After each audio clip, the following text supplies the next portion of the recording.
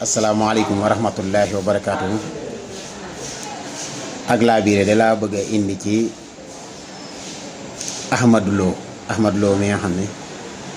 mooy boroom téere taqdiisul asxaas fi fikri suufi.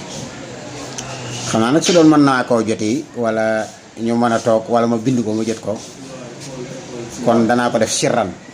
bañ koo béral waaye jomb rek waxtaan wi àgg ci moom ak laa biiral nag ginnaaw boo xam ne dafa génnoon moom dem jàng ji bàyyi fi ak Sénégal goo xam ne Sénégal gu mu xam la, bàyyi fi ay sëriñ soo xam si sëriñ su mu xam la. bi mu génnee jàng ji ba mel ne day matal am jàng mu bind benn téere ci suuf yi ci mutasawwifuna yi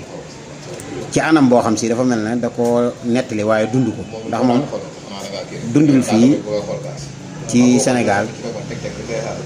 yaay doom di takk yaay wala baay di takk doom, yooyu dund ko fi moom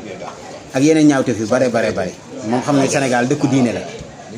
mu bind benn téere am ci itam ay kilifa yoo xam si mel na ni wax na ci ñoom noo xam ne ñoom meluñu noonu ba suñu borom dogal nag ak magal ci moom fi mu ne moom li ëpp ci ak dundam dund na ko ci nattukaay nga xam ne bu maanaam li ci des bu ay atam doublé woon bàyyi na loo xam dootu ko mën a tee defati, maanaam bàyyi atam bu ñaarte woon bàyyi na loo xam dootu ko mën a defal boppam. kon laabire gi ma koy jox man mooy bind dafay mën a des lu yàgg te téere boobu itam tax na ak dundam yaatuwul ni Sénégal waroon a jëriñoo ci xam-xamam itam yaatuwul. li tax mooy tooñ gi ci rax a tax loola nag mu bindaat jubbanti loolu wala mu bind nusxa boo xam ni dana rectifier loo xam si loolu borom xam-xam waru koo bañ. Imaam Malik def na ko ci Muwatta,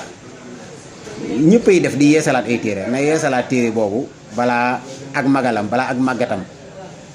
ak dem bàyyi fi ak njabootam ak wayam ginnaaw bu duggee ci biir suuf mu yeesalaat téere boobu. te wax dëgg-dëgg xaqiqiyan Sénégal bi mu xam bi mel ne bi mu di wax Grand Théâtre di wax ni kilifa yi fi nekkoon sunu mag ñi ci diine ju leer la ñu nekkoon, maanaam ma ngay wax loolu moom mel na ni lam bind bokkut ak réalité bi. bu dee day wax ay talamsaani wala ñooyu fii du talamsaani yi néewu fi te itam suufi yu ay bànqaasam ci alxuraan ak sunna rek la basé. loolu moom ku xam dara di nga ko xam ndax mënuñoo jëf lu génn alxuraan ak sunna. soo demee ci seen téere yi ay ahadis nga fay fekk ay dalil yoo xam si naqali yàlla ci hadis ak alxuraan. kon maanaam mel na ni ci lañ ko tënkoon nga jubbantiwaat li nga bindoon su ko defee sa ëllëg maanaam amuk dal sa njaboot itam noonu sa digganteeg réew mi la yàlla feeñal itam noonu loolu daal ak laabire la goo xam si